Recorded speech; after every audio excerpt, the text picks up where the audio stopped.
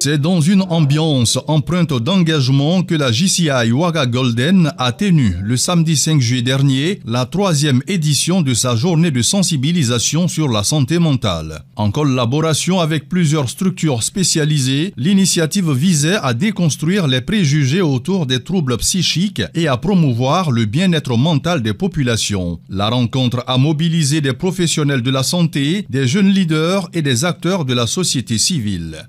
Donc il faut le dire que ce projet a été mené en 2 phases. Donc la première phase a englobé la santé mentale au travail avec notre partenaire NIMBA. Nous avons organisé une séance de sensibilisation et de dépistage adressée à l'ensemble des personnels du NIMBA au Burkina Faso qui s'est tenue du 16 au 18 juin 2025. Donc le premier jour a consisté à communiquer sur la santé mentale, à briser certains tabous, à sensibiliser, à partager les expériences. Et à l'issue de cette communication, il y a eu les dépistages individuels qui se sont tenus. Et le dernier jour, nous avons clôturé avec la séance de yoga. Et pour finir, à Nimba, on a pu dépister au total 201 personnes.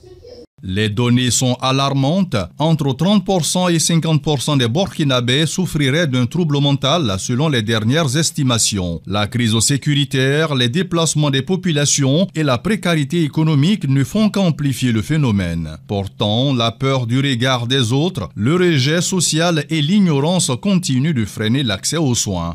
J'ai fait une communication sur pourquoi la santé mentale est de plus en plus fragilisée dans nos sociétés modernes. Donc c'est pour voir un peu la problématique de la santé mentale, le bien-être mental, pour justement montrer aux uns aux autres que cela va au-delà du trouble mental tel qu'on le conçoit. Pour la JCI Ouaga Golden, cette journée ne marque pas une fin, mais le début d'un engagement de long terme. L'organisation entend pérenniser ses actions à travers des campagnes régulières, une meilleure inclusion de la santé mentale dans les politiques publiques locales et une implication active du secteur privé, notamment sur le volet du bien-être au travail. Mon appréciation par rapport à la conférence de ce matin, je trouve que c'est une très belle conférence, surtout à répéter pour nous jeunes, parce que la santé mentale de nos jours, il faut qu'on en parle.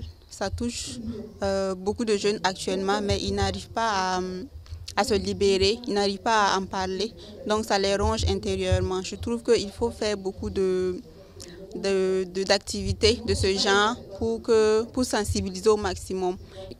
Je pense qu'ils sont à leur 3e édition et je pense qu'il y a un impact justement de leur intervention par rapport à ce sujet tabou qui est la santé mentale. Donc à notre niveau, on a vraiment, lorsque on a reçu cette demande de partenariat, on n'a pas hésité parce que c'est également notre domaine d'intervention, la promotion de la santé mentale. Au Burkina Faso, la santé mentale commence à sortir de l'ombre. Grâce à des initiatives comme celle portée par la JCI, les barrières tombent, les consciences s'éveillent. Autant d'initiatives qui démontrent que des efforts sont consentis pour vaincre ce mal parce qu'il n'y a pas de santé sans santé mentale.